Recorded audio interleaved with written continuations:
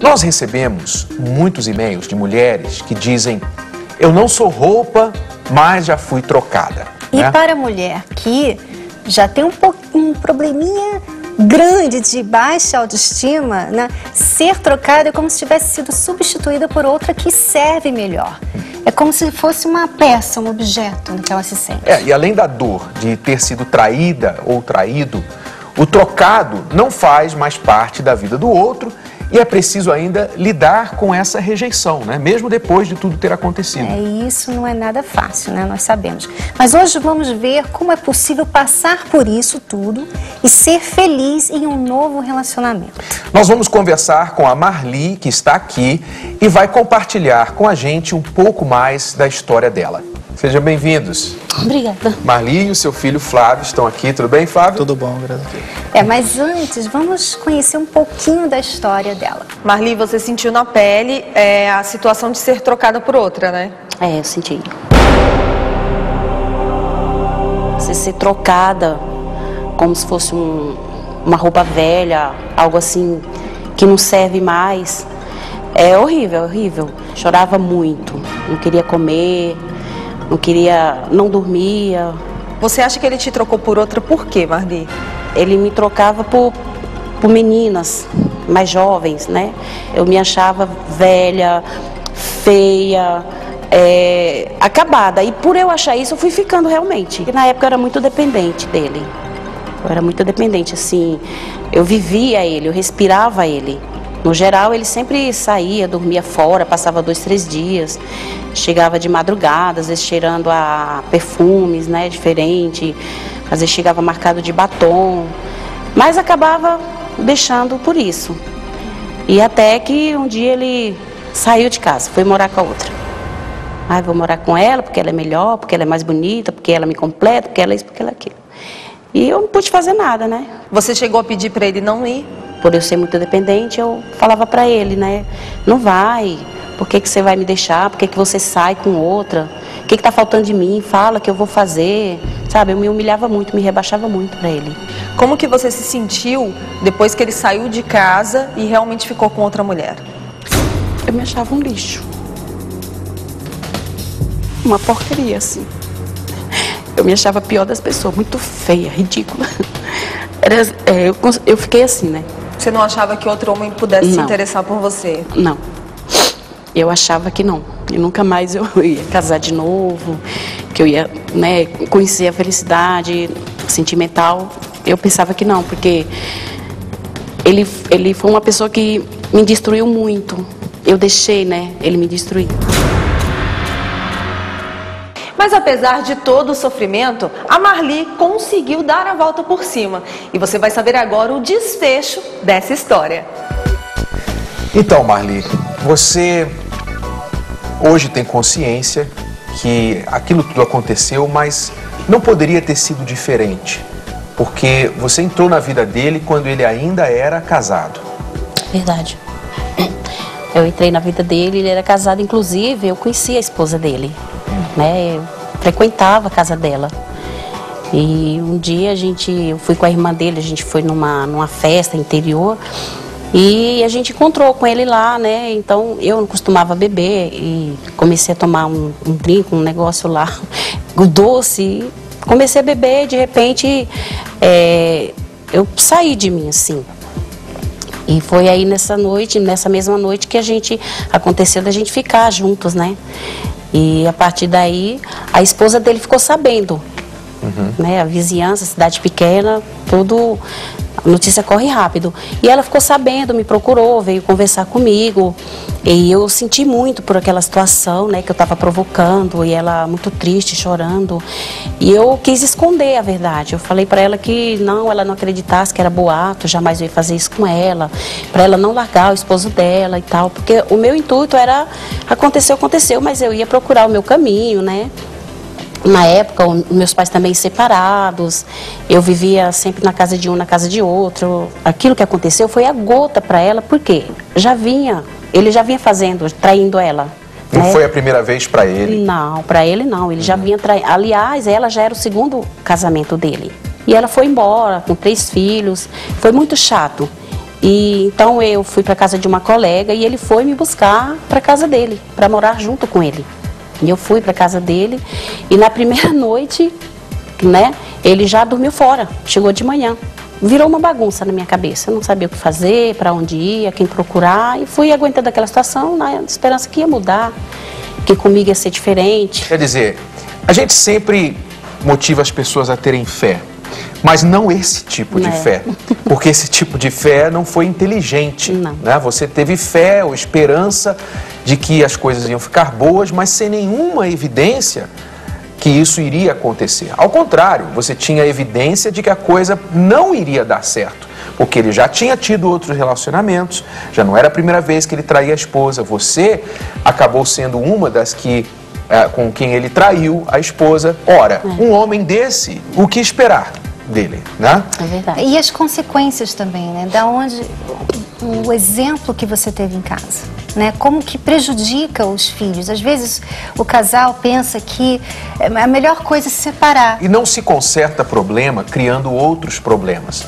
Você tem que usar a sua cabeça, a sua inteligência, para você resistir às chamadas, aos desejos das suas emoções, dos seus sentimentos, do seu coração, para se envolver em coisas que não vão dar certo lá na frente. Tem todas as evidências já aqui adiantado para você saber disso e não tomar essa decisão ruim. Então é importante, por exemplo, recentemente uma mulher nos escreveu dizendo: eu sou amante deste homem que é casado já há 9 anos. E eu sei que isso não vai dar em nada, mas como que eu me desligo dele? Quer dizer, ela é vítima de um sentimento, quando que todas as evidências apontam para o contrário, que ela nunca será uma pessoa feliz, mesmo que ele deixe a mulher para tê-la, né? Ele deixou a mulher, quer dizer, a mulher deixou ele, foi ficar com você, ele foi ficar com você, e aí começou a trair você também. Aí começou a me trair. Ele saía, chegava no outro dia, e então a gente já tem aquela história. Fez com a outra, né? Me usou para fazer com a outra, da mesma forma vai fazer. Então você já fica nessa insegurança. E ele por várias vezes fez isso, até que uma vez ele perdeu a cabeça por causa de uma e foi morar com ela. Foi viver com ela, né? E passou um certo tempo com ela, só que também não deu certo esse relacionamento deles dois. Você sabia, então, dessas traições? Sabia. Você fazia o quê? Confrontava, perdoava? O que você fazia? De início eu confrontava, procurava saber quem era a pessoa, ia lá, fazia escândalo, aquela coisa toda, e voltava para casa, e depois ele chegava: não é bem assim, eu amo você, é porque essa é a minha fraqueza e tal. E eu, com o passar do tempo, eu fui ficando dependente dele. Eu fui ficando uma pessoa dependente, uma pessoa que vivia no rastro dele. Então eu me anulei. Emocionalmente, financeiramente? De todos os sentidos. Eu me anulei dessa forma. Mesmo quando o Francis nasceu, mudou alguma coisa? Ele ficou mais responsável ou não? Ele mudou um pouco o comportamento, mas foi por pouquíssimo ano, pouquíssimo tempo, porque logo foi onde ele arrumou o segundo relacionamento, assim, que de novo ele perdeu a cabeça e foi, a moça morava na outra rua, né? Então não tinha como eu não saber. Então ele era um homem, digamos assim, viciado em mulheres. Ele é. Né? Para usar o português claro. E nada o detinha. O fato de ser casado, o fato de ter filho, né, o nascimento do filho, o fato de ser descoberto, não impediu em nada. Nada, não. E você não teve forças durante esse tempo todo para fazer nada a respeito, mas se sujeitou a isso. É verdade. Flávio, eu sei que você era muito jovem na época. Me parece que quando seus pais se separaram, você tinha 4 anos de idade. 4 anos de idade. Você tem memórias desse tempo? Olha, eu me lembro muito pouco, mas o pouco que eu me lembro é que era um clima pesado em casa. Eu me sentia triste, me sentia inseguro, porque não tinha paz. A questão é essa, não tinha paz em casa, era só briga. Você chegou a ver o estado da sua mãe? Assim, logo depois que ele saiu, que ele a deixou. Você lembra como que ela era em casa? Eu lembro que ela chorava muito, ela ia pra fora, fumava, ficava mais em bar do que em casa. Era um inferno em casa, era um inferno. O seu pai alguma vez já sentou com você para conversar sobre esse tempo? Não. E você procura não fazer disso um problema? Eu vou levando adiante. Não procuro não me magoar com ele, gosto muito dele, mas... Então, dentro de você, você não deixa isso lhe afetar? Porque realmente você teria todas as razões e justificativas para deixar, né? Para ser muito revoltado e tudo mais. Mas você teve o poder da escolha, né? Não teve culpa de nada do que aconteceu. E é importante que a pessoa que se vê a vítima numa situação dessa, ou que cresceu num ambiente desse, ela entenda que, assim como o Flávio, ela tem a capacidade de escolher, de deixar isso lhe afetar ou não. Eu acho que o que ajudou muito a vida dele foi a mudança da Marli, porque se ela não tivesse mudado daquele estado, que com certeza era deprimente, né? Ele não estaria falando aqui que ele conseguiu superar isso, né? Porque tem gente que não consegue superar, tem gente que mantém aquela depressão por anos e vai mudando de parceiro, vai mudando de relacionamento toda hora, não se resolve, não aprende, né? E os filhos vão levando aquela mágoa, aquela consequência adiante. O seu primeiro filho, ele reagiu assim tão bem como o Flávio ou não? Não, meu primeiro filho, ele até hoje ele tem mágoa do pai, porque como ele era mais velho, ele presenciou mais, ele até hoje ele tem mágoa, eles não se dão muito bem. Ele não tem a mesma amizade com o pai que o Flávio tem. Vamos agora ver o que o Francis, o filho mais velho da Marli, tem a dizer sobre essa situação.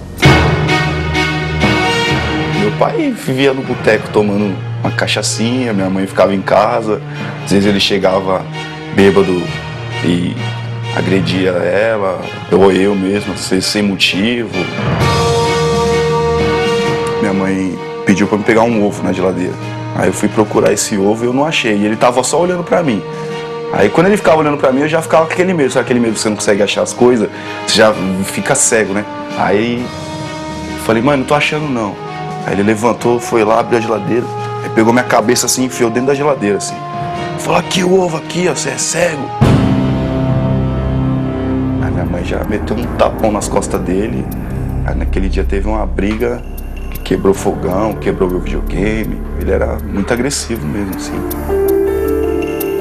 Uma vez lá na oficina, ela mexendo lá não sei no que, achou umas fotos dele com a outra no motel, pelado. Aí ela pegou, falou, Francis, eu vou me separar e tal. Eu falei, mãe, já tá na hora já e tal, mas o que vai ser de gente? Eu falei, a gente se vira, vamos correr atrás, mas não dá pra ficar assim. Aí ela pegou as coisas dele e jogou lá na casa da outra. Eu sabia que ela podia estar sofrendo ali naquele momento, mas depois eu acho que ela se recuperaria daquilo, né? Porque é melhor você sofrer, arrancar logo um dente logo, do que ficar sofrendo com ele o resto da vida.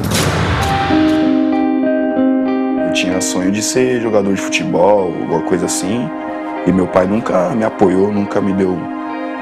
nunca me levou num campo para jogar uma bola, nunca viu eu jogar uma bola. Se visse eu jogando uma bola, vinha brigar comigo, às vezes me bater.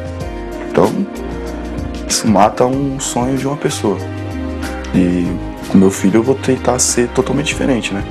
Se eu ver que ele tem talento para jogar bola, eu vou pôr ele na escola. Se eu ver que ele tem talento para pintar, eu vou pôr ele na escola de arte. Eu perdoo ele no meu coração, mas ele tinha que se arrepender do que ele fez e tentar mudar, né? Aproveitar que ele ainda tá vivo e tem tempo para mudar. Porque ruim é quando você morre, que aí já era, né? Você não pode mais voltar atrás.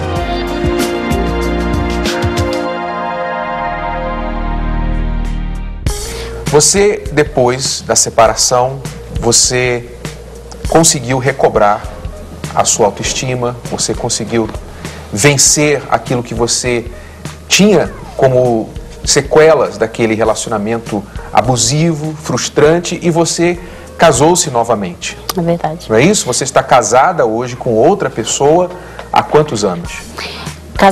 Casado nós estamos há 5 anos, né? Mas a gente se conheceu, a gente tem na faixa de uns 12 anos. Uns 12 anos. Que a gente conheceu. No começo, na verdade, Renato, foi muito... eu trouxe para esse outro relacionamento muita coisa. foi assim, foi uma caminhada para poder eu me recuperar a autoestima, né? Me reerguer e os problemas, o meu marido atual, ele me ajudou muito, ele foi muito paciente comigo, né? Ele me ajudou a superar, mas foi muito difícil, eu fiquei muito destruída. O seu marido atual, o Osvaldo, está na linha. Infelizmente, ele não pôde estar conosco aqui no estúdio por causa do seu trabalho.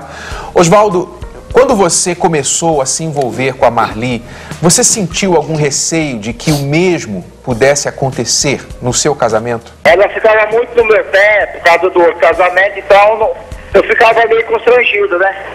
Eu não sabia se eu ia seguir em frente ou parar por ali mesmo, mas só que aí o amor que eu tinha por ela foi crescendo, então eu resolvi encarar. Quais os tipos de comportamentos que a Marli tinha, Osvaldo, que você não entendia por que ela estava comportando-se daquele jeito, sequelas daquele relacionamento anterior? É exatamente por causa de eu ir trabalhar, eu na sexta-feira eu gostava de chegar um pouco mais tarde, eu tomar uma cerveja e ela não acreditava que eu estaria tomando cerveja com os colegas na firma. Ela virava o banco do carro. Você teve que limpar a sujeira do relacionamento anterior, né? Eu tive, acho que, muita coragem, né, para encarar, porque no começo foi difícil. É verdade. Então você tem algum recado para dar para ela agora? Ela está te ouvindo aqui, ouvindo a sua voz. Um beijão para ela aí e obrigado também pelas palavras que ela falou aí. Eu estou muito agradecido, muito feliz. Tá bom, Osvaldo. Eu espero que você continue fazendo a Marli feliz e dando para ela aquilo que ela não teve por muitos anos antes de conhecer você. Tá bom? Parabéns. Tá bom. Quer dizer, é possível, Marli, né? Você mostra aqui com a sua história que apesar dos seus erros, apesar dos erros do seu ex-marido e de tantos erros, eu acho que a lista é muito grande de erros aí e de envolvidos, é possível, quando você começa a fazer as coisas certas, você construir um novo passado, uma nova vida, que vai mudando o seu presente e o seu futuro também, né?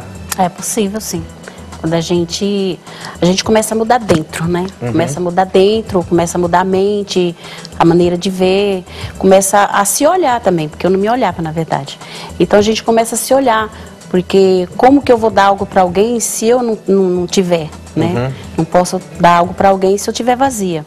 Quer dizer, eu creio, o que você está dizendo, eu creio é que a razão principal porque você se deixou levar por aquele relacionamento que não era bom desde o início, foi porque você não estava bem com você mesma antes de entrar no relacionamento.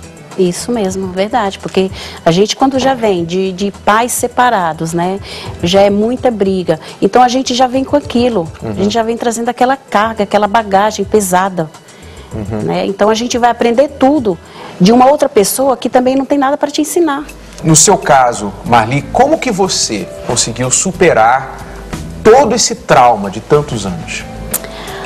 Na verdade, eu aprendi a usar a minha inteligência, né?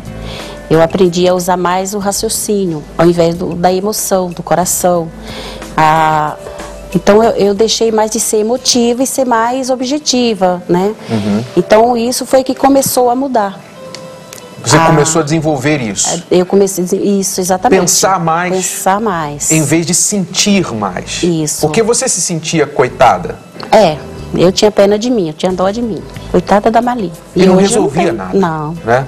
Nem a sua dó de si mesma, nem se fazer coitada para ele, o impediu de maltratá-la. Muito pelo contrário. Muito pelo contrário, porque aí é que ele se sentia, né, ele se crescia em cima daquilo. Então você concluiu que precisava cuidar de você mesma, que se você não cuidasse, ninguém iria. Ninguém iria. Porque... E o cuidado foi usar a inteligência e não a emoção, que é o que muitas pessoas não conseguem fazer. Muitas pessoas, elas ficam querendo mudar através da emoção. Então, peraí, eu não estou preparada ainda, eu não estou sentindo, eu não estou me sentindo bem ainda, eu não estou me sentindo pronta ainda. Então, Elas buscam sentir melhor, elas tomam remédio para sentir melhor, elas saem para sentir melhor, compram, vão ao shopping para sentir melhor. E a solução não está no sentir melhor, é você fazer melhor. Você tem que fazer melhor, você tem que fazer as coisas diferentes para ter resultados diferentes, né? Então você começou a fazer isso e aí você notou essa mudança em você? Eu comecei a agir dessa forma, né, ser mais de atitude. E ao invés de chorar, eu ia pensar numa solução, numa melhor saída, de como arrumar a situação. E, né, também aprendi muito a usar a fé, que é uma coisa que conta muito também a favor. E aí fui aprendendo, desenvolvendo também, contei com a ajuda do meu esposo atual. E as coisas foram acontecendo, né? Você deixou de ser vítima. Deixei de ser a vítima. Né? De se achar a vítima. Porque vítima você era também, mas de ficar no complexo de vítima. E decidiu tomar a sua vida nas suas mãos e dizer, a minha vida não acabou, em outras palavras, eu ainda posso viver. É verdade, eu tomei as rédeas da situação. E funcionou, né? Funcionou, com certeza. Excelente. Agora, para concluirmos, lembre-se, o melhor mesmo é você não esquecer da história da Marli e nunca cair nessa roubada. Obrigada pela participação de vocês aqui no programa. A gente que agradece. Sucesso para você e sucesso para você, Flávio. Agora você já sabe o que não fazer também. Tá bom? Tá bom. Aprender também.